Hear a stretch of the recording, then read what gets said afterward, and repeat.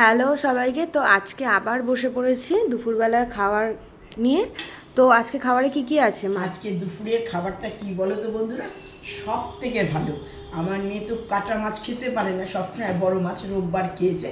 আমার মেয়ের কাছে এটা হলে আমাকে খাইয়েও দিতে হয় না, ব্যাস কিছু ব্যাস ব্যাস, দিতে হয়। আর দিও না। ডাল, আর একটু নাও।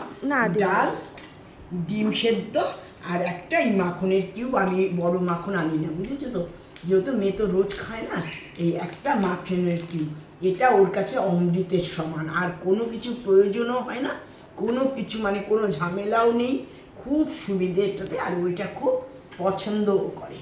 ঠিক আছে, দেখি একটু বাবা তো ডালটা চলো, একটু মা খেয়ে বল। খাইয়ে দিচ্ছে। তা চলো, আমার তো এটা খেতে খুবই ভালো লাগে। তোমাদের কাদের কাদের ভালো লাগে অবশ্যই জানিও। এটা ওর সব থেকে প্রিয়।